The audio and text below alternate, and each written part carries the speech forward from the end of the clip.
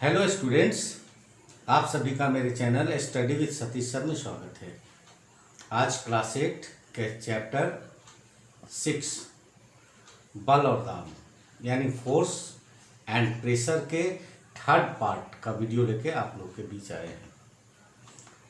पहले दो पार्ट में हम लोगों ने बल के बारे में जाना, बल क्या है, बल की परिभाषा, बल के रूप, बल एक अन्योन्य क्रिया और परिणामी बल। दूसरे वीडियो में यानी दूसरे पार्ट में हम लोगों ने संतुलित बल और असंतुलित बल पर मुख्य रूप से चर्चा की थी। आज के इस वीडियो में मुख्य रूप से हम बल के प्रकार पर चर्चा करेंगे। ऐसे सेकेंड वीडियो के लास्ट में हम बल के प्रकार पर एक ब्रीफ डिस्कशन किए थे, एक संक्षिप्त चर्चा किए थे। आज हम उस पर विस्तार से चर्चा करेंगे, बल के प्रकार के बारे में जानेंगे, बल कितने प्रकार के होते हैं, ये अवधारणा हम स्पष्ट विकसित करने का प्रयास करेंगे और हम ये सीखेंगे कि आखिर बल कितने प्रकार के होते हैं। तो जैसा कि पार्ट 2 में भी मैंने आप लोग को बताया था कि बल को मुख्यतः हम लोग दो भागों में बांटते हैं। एक बल जो कि संपर्क के कारण टच होता है उस समय होता है, ये जिसको संपर्कित बल कहते हैं, और दूसरा बल जब लगता है तो संपर्क सतहों के बीच संपर्क नहीं होने के बाद भी लगता है, उसको असंपर्कित बल कहते हैं। तो जैसा कि पहले हम लोग जान चुके हैं कि बल वह भौतिक कारक है जो किसी भी वस्तु की स्थिति में परिवर्तन लाता है या परिवर्तन लाने का प्रयास करता है। तो आइए एक नज़र हम डालते हैं बल के प्रकार के बारे में। तो यहाँ बल को मुख्य रूप से हम लोग दो भागों में बांटते हैं, संपर्कित बल और असंपर्कित बल। संपर्कित बल जो है इसे हम संपर्क बल भी कहते हैं, यानी वहां पर दो सरफेस में टच करेगा, एक दूसरे के संपर्क में आएगा। और दूसरा जो है असंपर्कित बल, ये असंपर्कित बल जो है वो सरफेस टच नहीं होगा, उसके बाद भी एक दूसरे पर बल लगा सकता है, तो ये असंपर्क बल भी कहलाता है। अब हम संपर्कित बल जो है उसको मुख्य रूप से दो भागों में बांटते हैं। एक मांसपेशी बल जिसको कि पेशीय बल कहते हैं, मस्कुलर फोर्स, मसल्स के कारण लगता है, मांसपेशियों के कारण लगता है। और दूसरा जो संपर्क बल का उदाहरण होगा वो होगा घर्षण बल।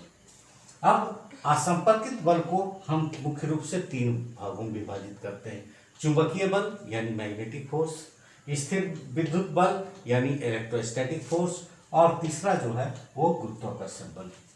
तो अब ये आइए एक एक करके जो है इस पर हम चर्चा करते हैं। सबसे पहले एक जो बल है वो मांसपेशीय बल। अब ये मांसपेशीय बल क्या है, या मांसपेशी बल या पेशीय बल, अंग्रेजी में इसको मस्कुलर फोर्स कहते हैं। तो ये क्या है, नाम से ये स्पष्ट होता है कि ये बल जो है वो मसल्स के कारण लगता है, मांसपेशी के कारण लगता है। जब हम कोई काम करते हैं, जैसे मान लिया ये बॉल है, इस बॉल को हम फेंकते हैं, फेंकने में बल लगा रहे हैं, तो बल लगा रहे हैं तो ये बल कहाँ से लग रहा है, हमारे शरीर की मांसपेशियों से लग रहा है इस पर। अगर ये मान लिया पेन है, पेन को हम पकड़े हुए हैं तो पकड़ने में भी बल लग रहा है, और वो बल कौन लगा रहा है, तो मांसपेशी के द्वारा लग रहा है। अगर आप साइकिल चलाते हो तो साइकिल में जब पैडल मारते हो तो वो भी बल लगता है, तो वो बल कहाँ से लग रहा है, तो वो भी शरीर की जो मांसपेशियां हैं वो लगाती है, तो वो भी पेशीय बल हुआ। अगर कोई रिक्शा चालक रिक्शा चलाने वाला रिक्शा चला रहा है, कोई ठेला चलाने वाला ठेला चला रहा है, या कोई बैट्समैन जो है वो क्रिकेट में बैटिंग कर रहा है, बॉल को मार रहा है, कोई बॉलर बॉलिंग कर रहा है, तो इस तरह से दैनिक जीवन में हम लोग बहुत सारे उदाहरण देखते हैं जहाँ पर हमको हमारी मांसपेशियाँ बल लगाती है। तो मांसपेशियाँ जहाँ बल लगाएगी या मांसपेशियों से जो बल लगेगा उसे हम लोग जो कहेंगे कि वो पेशीय बल है या मांसपेशी बल है। किसी चीज़ को धक्का देना, किसी चीज़ को खींचना, जैसे हम लोगों ने देखा कि धक्का देना यानी अपकर्षण, और खींचना जो है अभिकर्षण। तो ये भी अगर कोई चीज़ को हम धक्का देते हैं, कोई चीज़ को अगर खींचते हैं, तो वो सभी जो है वो पेशीय बल का उदाहरण होगा, उसको मांसपेशीय बल भी कहते हैं। अब चूंकि ये जब भी बल लगेगा, मांसपेशियां जब भी बल लगाएगी किसी भी चीज में, तो वो कांटेक्ट में होगा, संपर्क में होगा, तभी वो बल लग सकता है। अगर मान लिया ये बॉल है, हम हाथ अगर यहाँ पे रखे हैं, तो ये हाथ इस बॉल पर बल नहीं लगा रहा, ना ही बॉल जो है ये इस हाथ पर लगा रहा है। यानी यहाँ पर जब है कि कोई बल नहीं लगा, लेकिन जब हम इस बॉल को पकड़ते हैं, तो ये जब बॉल को पकड़े तो ये हाथ की जो मांसपेशियां हैं, यहाँ पर हमारे शरीर की मांसपेशियां इसको बल लगा रही, तब इसको होल्ड करके रखे, या हम फेंक रहे हैं तब जो है बल लगा रहे हैं। तो इस प्रकार हम लोग ये कह सकते हैं कि मांसपेशियों के कारण जो बल लगता है, मसल्स के कारण बल लगता है, वो सभी जो है वो कहलाते हैं, उसे हम पेशीय बल कहते हैं। अब संपर्क बल का जो सबसे अच्छा उदाहरण है, और दूसरा जो उदाहरण है वो घर्षण बल। घर्षण बल जिसको कि फ्रिक्शनल फोर्स कहते हैं। जैसे मान लिया जाए कि अगर ये बॉल है, कोई समतल सतह भी है, इस बॉल को हम रोल कर दे, हम लुढ़का दें, तो क्या होता है, क्या देखते हैं हम कि कुछ दूर जाने के बाद बॉल रुक जाता है। इसी तरह से कि अगर मान लिया जाए कि यहाँ रुका क्यों, तो इसलिए रुका क्योंकि ये बॉल की सतह और जमीन जो है उसकी सतह के बीच कोई ना कोई बल लगा। तो घर्षण बल बहुत जरूरी है, और घर्षण बल के बारे में हम लोग डिटेल से आपके एक अलग चैप्टर ही है, वहाँ पर हम घर्षण बल के बारे में डिटेल से चर्चा करेंगे, विस्तार से चर्चा करेंगे। यहाँ केवल हम ये जान लेते हैं कि घर्षण बल क्या है। तो अगर घर्षण बल जब भी होगा तो दो सतह स्पर्शी होगी, यानी दो सतह के बीच जो है वो एक दूसरे से कांटेक्ट में होगा, एक दूसरे से सटा हुआ रहेगा। अगर घर्षण बल को परिभाषित किया जाए तो हम कह सकते हैं कि दो स्पर्शी सतह के बीच लगने वाला वह बल जो कि गति के विपरीत दिशा में काम करता है, उसे हम घर्षण बल कहते हैं। यहाँ पर एक समझना होगा, जैसे मान लिया जाए ये बॉल को हम लुढ़का रहे हैं, बॉल रोल कर रहा है, लुढ़क रहा है, तो कुछ दूर जाने के बाद रुका क्यों, इसलिए रुका कि ये जो इस बॉल की सतह और जिस चीज़ जमीन पर या जिस सतह पर जो है, जिस प्लेन पर या जिस मैदान पर या जिस फर्श पर ये बॉल लुढ़क रहा है, तो बॉल की सतह और वो फर्श के सतह के बीच एक बल उत्पन्न हो रहा, और वो बल का दिशा क्या होगा, गति के विपरीत। यानी बॉल अगर इधर जा रहा है तो उसका बल का दिशा ठीक उसके विपरीत होगा। इसके कारण क्या होता है कि उसकी गति धीरे धीरे कम होती जाती है। तो इस तरह से ये घर्षण बल है, और घर्षण बल के बारे में हम लोग डिटेल से अगले एक नए चैप्टर में पढ़ेंगे, चूँकि आपके सिलेबस में घर्षण से संबंधित एक कंप्लीट चैप्टर है, एक नया चैप्टर। तो अब हम परिभाषा देखते हैं। मांसपेशीय बल, मांसपेशियों के क्रिया स्वरूप लगने वाले बल को मांसपेशी या पेशी बल कहते हैं। यानी ये जो बल लगेगा वो मांसपेशी में उसमें क्रिया स्वरूप लगता है, जैसे किसी वस्तु को उठाना या फेंकना या घोड़े द्वारा टांगा खींचना, ये सभी जो है वो मांसपेशी बल का उदाहरण है। अब दूसरा जो घर्षण बल जिसको फ्रिक्शनल फोर्स कहते हैं, दो स्पर्शी सतह। स्पर्शी सतह का मतलब होता है कि जो सतह एक दूसरे के संपर्क में हो, तो दो स्पर्शी सतहों के बीच लगने वाला वह बल जो गति के विपरीत दिशा में कार्य करता है, उसे हम घर्षण बल कहते हैं।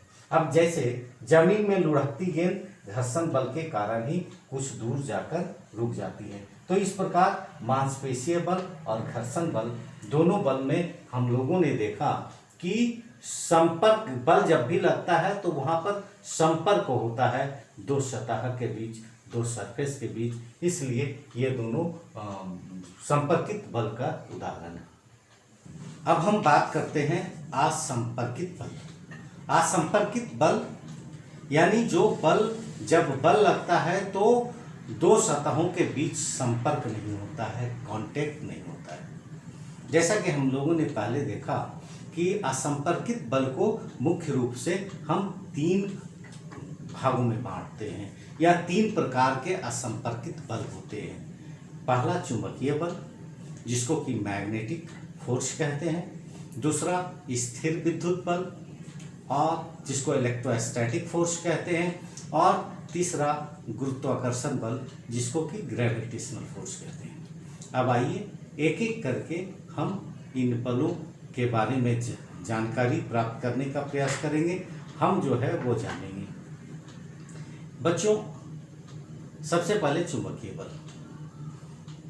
आप लोग सभी चुंबक शब्द से परिचित होंगे और उम्मीद है आप सभी ने चुंबक देखा भी होगा।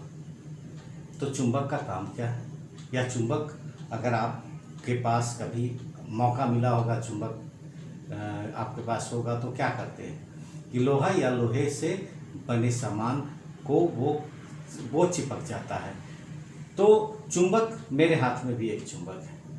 ये चुंबक थोड़ा सा अलग है।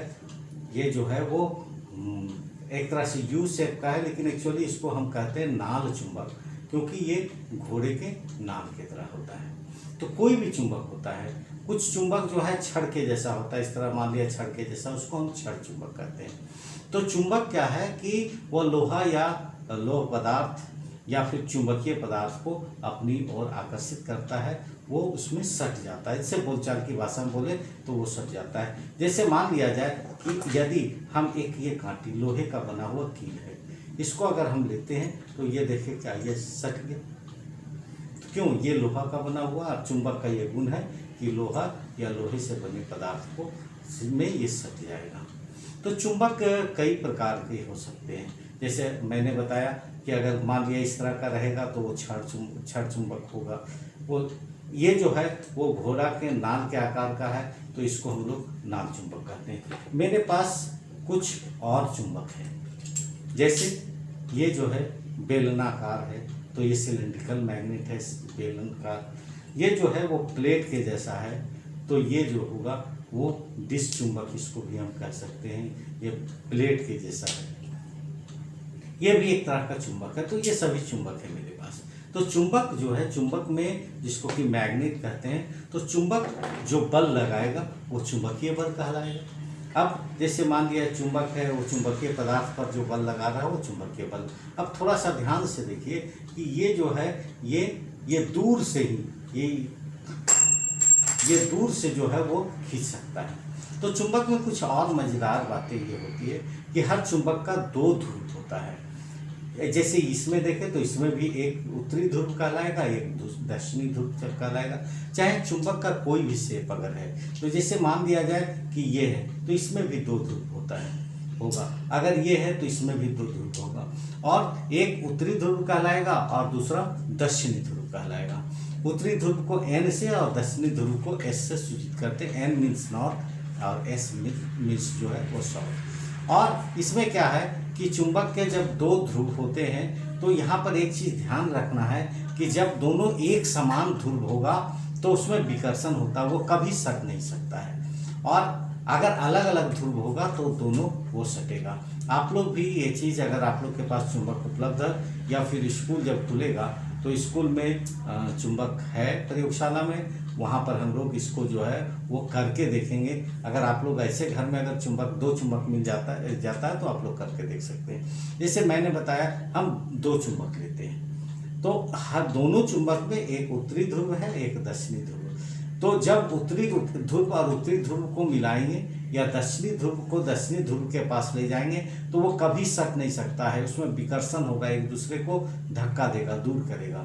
लेकिन जब एक उत्तरी ध्रुव होगा और दूसरा दक्षिणी ध्रुव होगा तो दोनों एक दूसरे को आकर्षित करेगा, दूर से खींच लेगा। जैसे देखिए अभी जैसे हम ये देख रहे हैं तो यहाँ पर क्या है कि ये चुंबक और ये जो है दूर से, आप इसको ध्यान से देखिए, ये दूर से चिपक जाता है। लेकिन अगर हम इसको उल्टा कर दिए और यहाँ पर हम जब देखिए चिपकाने का प्रयास करते हैं तो ये क्या होता है कि नहीं चिपक रहा है। इसका मतलब है कि इसका ये ध्रुव और ये ध्रुव दोनों समान ध्रुव है। तो समान ध्रुव में हम कुछ भी प्रयास कर लें तो वो क्या होगा, चिपकता नहीं, क्योंकि इसमें विकर्षण है। लेकिन अगर इसी को हम उलट देते हैं यहाँ तो देखिए ये चिपक जाता है, दूर से खींच लेता है। केवल एक ही ध्रुव की बात नहीं, यहाँ की बात करते हैं। अब यहाँ देखिए ये तो यहाँ चिपक जा रहा था, लेकिन इसी को अगर हम नीचे लाते हैं इस ध्रुव के पास तो देखिए ये नहीं चिपकता है, एक दूसरे को विकर्षित कर रहा है। ठीक है, ये एक दूसरे को, लेकिन इसको फिर जहाँ उलट देंगे तो ये चिपक जाएगा। ये केवल इसके साथ नहीं होगा। अगर मान लिया जाए कि हम ये ले लेते हैं, ये देखिए ये चुंबक है, तो यहाँ देखिए ये चुंबक, ये यहाँ पर ये तो हो रहा है। अब मान लिया एक छोटा सा हम चुंबक को तो लेते हैं, जैसे देखिए ये यहाँ पर जो है नहीं सटता, लेकिन अगर हम इधर कर देते हैं तो वो सट जाता है, और इधर जब हम करेंगे तो वो सटता नहीं है। कहने का मतलब ये है कि जो चुंबक है वो चुंबक में दो ध्रुव होता है, एक उत्तरी ध्रुव और दूसरा दक्षिणी ध्रुव, और समान ध्रुव जब होगा तो उसमें विकर्षण होगा, और असमान ध्रुव जब होगा तो उसमें आकर्षण होगा। तो हम इसकी परिभाषा को हम यहाँ पर ये देखते हैं, चुंबकीय बल यानी मैग्नेटिक फोर्स, किसी एक चुंबक के द्वारा दूसरे चुंबक पर या चुंबकीय पदार्थ पर लगे आकर्षण या विकर्षण। विकर्षण को हम लोग प्रतिकर्षण भी बोलते हैं। तो एक बार फिर से, किसी एक चुंबक के द्वारा दूसरे चुंबक पर या चुंबकीय पदार्थ पर लगे आकर्षण या विकर्षण या प्रतिकर्षण बल को हम चुंबकीय बल कहते हैं। तो चुंबक में दो ध्रुव होता है, जैसा कि मैंने आप लोगों को बताया। एक उत्तरी ध्रुव जिसको कि हम N से सूचित करते हैं, और दूसरा जो है दक्षिणी ध्रुव जिसको कि हम लोग S से सूचित करते हैं। जैसा कि अभी आप लोग को मैंने बताया कि समान ध्रुवों के बीच विकर्षण, जिसको अंग्रेजी में रिपल्सन कहते हैं, मतलब एक दूसरे से दूर जाएगा, और असमान ध्रुवों के बीच आकर्षण यानी अट्रैक्शन यानी एक दूसरे के नजदीक आएगा। अभी हम लोगों ने प्रैक्टिकल करके भी देखा, और आप लोग भी देख सकते हैं कि जब उत्तरी ध्रुव और उत्तरी ध्रुव, दो उत्तरी ध्रुव को एक दूसरे के नजदीक लाएंगे तो वो विकर्षण होगा यानी रिपल्सन। दो दक्षिणी ध्रुव को दक्षिणी ध्रुव के पास ले जाएंगे तो भी वो विकर्षण होगा। लेकिन इसके विपरीत, अगर एक चुंबक का उत्तरी ध्रुव है और दूसरे चुंबक का दक्षिणी ध्रुव है, तो दोनों को एक दूसरे के पास लाएंगे तो आकर्षण होगा। अब बात हम करते हैं स्थिर विद्युत बल यानी इलेक्ट्रोस्टैटिक फोर्स। इलेक्ट्रोस्टैटिक फोर्स यानी स्थिर विद्युत बल को जानने से पहले कुछ स्थिर विद्युत या घर्षण विद्युत इसके बारे में जान लें। जब हम कोई वस्तु को किसी वस्तु के नज़दीक लाते हैं या उसमें रगड़ते हैं, तो जो हल्का वस्तु होता है उसमें एक आवेश उत्पन्न हो जाता है। ये एक्सपेरिमेंट जो है आप लोग घर में भी कर सकते हैं कि बाल धोने के बाद जब बाल सूख जाता है तो उस बाल पर जो है वो आप कंघी चलाइए, और कुछ देर तक कंघी चलाने के बाद कागज़ के छोटे छोटे टुकड़े को जब आप उसके पास ले जाएंगे तो वैसी स्थिति में आप देखेंगे कि वहाँ पर जो वो कागज़ का टुकड़ा है वो कंघी पर चिपक जाता है। तो ऐसा क्यों होता है? ऐसा होता है इसलिए जब बाल पर आप कंघी चला रहे हैं तो वैसी स्थिति में घर्षण के कारण कंघी की जो सतह है उस पर धन आवेश उत्पन्न हो जाता है। एक्चुअली आवेश जो होता है वो दो प्रकार का होता है, एक धन आवेश जिसको पॉजिटिव चार्ज कहते हैं, और दूसरा ऋण आवेश जिसको नेगेटिव चार्ज कहते हैं।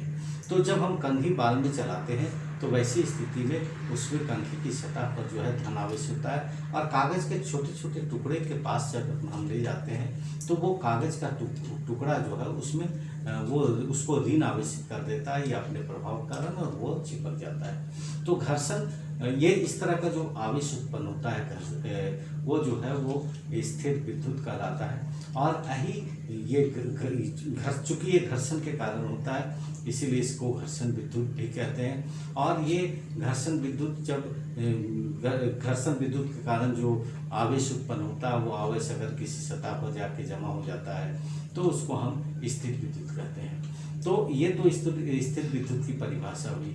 तो स्थिर विद्युत के बारे में एक बार हम फिर से जो है यहाँ परिभाषा को देखते हैं। स्थिर विद्युत बल, इसके लिए स्थिर विद्युत बल जानने के लिए पहले हम स्थिर विद्युत आवेश और स्थिर विद्युत की परिभाषा को देखेंगे। जब वस्तुओं को आपस में संपर्क में लाने या रगड़ने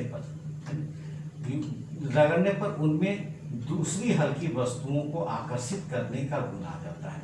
यानी जो हल्का रहेगा उसको आकर्षित करने का गुण आएगा, उसे हम लोग विद्युत आवेश कहते हैं। ये जो है वो विद्युत आवेश कहलाता है।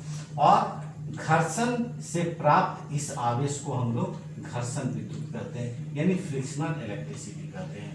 और जब घर्षण से प्राप्त आवेश एक ही स्थान पर स्थित हो तो उसे हम घर्षण विद्युत कहते हैं। तो ये तो जो है वो विद्युत आवेश, घर्षण विद्युत और ये स्थिर विद्युत की परिभाषा है। जैसा कि मैंने आपको बताया कि आवेश जो है वो दो प्रकार के होते हैं, एक धन आवेश और दूसरा ऋण आवेश। धन आवेश को अंग्रेजी में पॉजिटिव चार्ज और ऋण आवेश को अंग्रेजी में नेगेटिव चार्ज कहते हैं। तो जिस तरह से हम लोगों ने चुंबकीय बल के बारे में देखा कि चुंबक में दो ध्रुव होते हैं, उत्तरी ध्रुव और दक्षिणी ध्रुव, और समान ध्रुवों में विकर्षण होता है और असमान ध्रुवों में आकर्षण। यानी जब उत्तरी ध्रुव होगा या दक्षिणी ध्रुव होगा तो विकर्षण होगा, और जब एक उत्तरी ध्रुव और दूसरा दक्षिणी ध्रुव होगा तो आकर्षण होगा। लगभग उसी तरह जो है आवेश में भी होता है। क्योंकि आवेश भी जो है वो दो प्रकार के होते हैं, धन आवेश और ऋण आवेश। तो जब दो धन आवेश एक दूसरे के पास आएंगे तो उसमें विकर्षण होगा या प्रतिकर्षण, जिसको हम कहते हैं, अंग्रेजी में रिपल्सन कहते हैं। या दो ऋण आवेश एक दूसरे के नज़दीक आएंगे तो उसमें भी जो है विकर्षण होगा या प्रतिकर्षण होगा।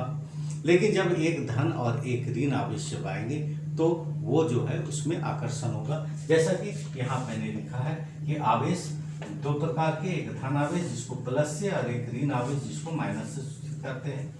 और यहाँ पर जो है धन आवेश और धन आवेश के बीच विकर्षण, ऋण आवेश और ऋण आवेश के बीच भी विकर्षण, लेकिन एक धन और दूसरा ऋण होगा तो आकर्षण होगा। अब हम आते हैं स्थिर विद्युत बल। तो आखिर ये स्थिर विद्युत बल यानी इलेक्ट्रोस्टैटिक फोर्स क्या है?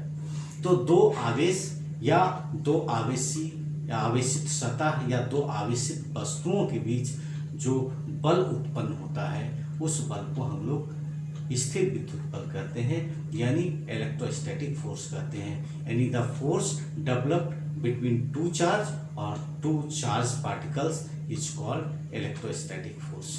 तो इस तरह से ये स्थिर विद्युत है। स्थिर विद्युत बल हम देखें कि वो जो है आवेश के बीच होता है। और तीसरा जो असंपर्क बल का उदाहरण है वो है गुरुत्वाकर्षण बल, ग्रेविटेशनल फोर्स। जैसे मान लिया जाए इस पेन, ये पेन यहाँ पर है, इस पेन को हम छोड़े तो ये नीचे आया। कोई भी चीज़ को ऊपर ले जाके हम छोड़ते हैं तो नीचे आता है। क्यों आता है? तो ये पृथ्वी के गुरुत्वाकर्षण बल के कारण। यहाँ पर गुरुत्वाकर्षण बल की परिभाषा को थोड़ा सा समझना होगा, क्योंकि कई बार होता क्या है कि हम लोग पृथ्वी के गुरुत्वाकर्षण बल की परिभाषा को परिभाषित करने के समय हम उसे भार की परिभाषा को गुरुत्वाकर्षण बल की परिभाषा में कह देते हैं। जैसे कहीं कहीं कुछ लोग कहते हैं कि पृथ्वी जिस बल से किसी वस्तु को अपने केंद्र की ओर खींचती है उस बल को हम गुरुत्वाकर्षण बल कहते हैं। तो ऐसी बात नहीं है कि गुरुत्वाकर्षण बल केवल पृथ्वी पर होगा। अगर इसको कहते हैं कि पृथ्वी जिस बल से किसी वस्तु को अपने केंद्र की ओर खींचती है वो उसका पृथ्वी का गुरुत्वाकर्षण बल कहें तो ये पूरी तरह से सही नहीं होगा।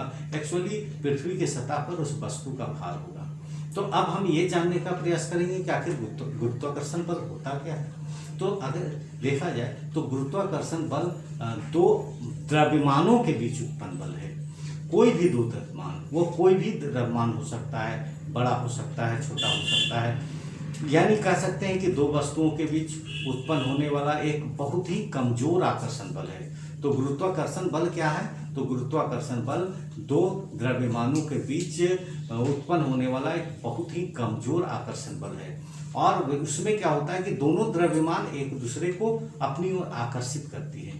लेकिन इसका रिजल्ट हमको उस समय देखने को मिलता है कि जब एक द्रव्यमान बहुत बड़ा हो और उसकी तुलना में दूसरा द्रव्यमान बहुत छोटा या नगण्य हो, तब हम उसका एक्शन देख पाते हैं, उसका रिजल्ट देख पाते हैं। अब जैसे मान लिया जाए कि हम इसको जो है, अगर हम ये यहाँ पर ये पेन है, इस पेन को अगर हम छोड़ रहे हैं, ये पेन नीचे गिर रहा है, ये सही है, पृथ्वी के गुरुत्वाकर्षण बल के कारण गिर रहा है। तो ये क्या है, यहाँ जो गुरुत्वाकर्षण बल लगता है ये पेन पर लग रहा है और पृथ्वी जो है इस पेन को अपनी तरफ खींच रही है, और ये पेन भी चूंकि इसमें भी द्रव्यमान है तो ये भी पृथ्वी को अपने तरफ खींच रहा है। लेकिन यहाँ पर क्या है, चूंकि पृथ्वी के द्रव्यमान की तुलना में इसका द्रव्यमान बहुत कम है, तो ये इसका रिजल्ट दिखेगा, ये एक्शन दिखेगा, ये पृथ्वी की तरफ आकर्षित हो जाएगा। ये ठीक उसी तरह से है कि अगर मान लिया जाए, एक छोटा सा हम उदाहरण ले लें कि एक रस्सी है, एक लंबी रस्सी ले लें और एक लंबी रस्सी का एक छोर जो है वो एक बकरी के बच्चे के गर्दन में बांध दें और दूसरा छोर जो है वो हम एक हाथी के सूंड में अगर बांध दें तो क्या होगा? अगर दोनों एक दूसरे को खींचेगा तो वैसी स्थिति में तो वो बकरी का बच्चा जो है वो तो हाथी की तरफ नहीं आएगा, लेकिन वो तो प्रयास कर रहा, वो भी बल लगा रहा है, लेकिन चूंकि ये दूसरा द्रव्यमान बहुत बड़ा द्रव्यमान है तो उसके तुलना में उसका जो फोर्स होता है वो कम होता है, वो दिखाई नहीं पड़ता है। तो लगभग कुछ इसी तरह से गुरुत्वाकर्षण बल के साथ ही होता है। और ये केवल पृथ्वी के साथ नहीं है, जितने भी पदार्थ हैं, जितने भी द्रव्यमान हैं, जितने भी खगोलीय पिंड हैं, सभी एक दूसरे को जो है अपनी ओर आकर्षित करने का प्रयास करते हैं। कहने का मतलब यह है कि गुरुत्वाकर्षण बल दो द्रव्यमानों के बीच लगने वाला बहुत ही कमजोर आकर्षण बल है। और इस तरह से हम लोग गुरुत्वाकर्षण बल के बारे में जाने। तो आज से मुख्य रूप से हम लोगों ने बल के प्रकार पर चर्चा की कि बल दो प्रकार के होते हैं, संपर्कित बल और असंपर्कित बल। संपर्कित बल में दो सतह एक दूसरे के कांटेक्ट में होगा और असंपर्कित बल में दो सतह एक दूसरे के कांटेक्ट में नहीं होगा, यानी जो बल लगेगा वो बिना संपर्क में आए हुए लगेगा। संपर्कित बल में हम लोगों ने देखा कि मांसपेशी बल और घर्षण बल है, और असंपर्कित बल में तीन बल होते हैं। पहला चुंबकीय बल, दूसरा जो है वो हम लोगों ने देखा स्थिर विद्युत बल, और तीसरा गुरुत्वाकर्षण बल। तो चुंबकीय बल, गुरुत्वाकर्षण बल और स्थिर विद्युत बल में जब भी बल लगता है तो वैसी स्थिति में कहीं दो सतह संपर्क में नहीं आते, एक दूसरे से दूर ही रहते हैं। तो आज के इस वीडियो में इतना ही। उम्मीद है कि आपको मेरा ये वीडियो पसंद आया होगा। अगर आपको मेरा ये वीडियो अच्छा लगा तो प्लीज़ लाइक, शेयर और सब्सक्राइब जरूर कीजिएगा। Thank you.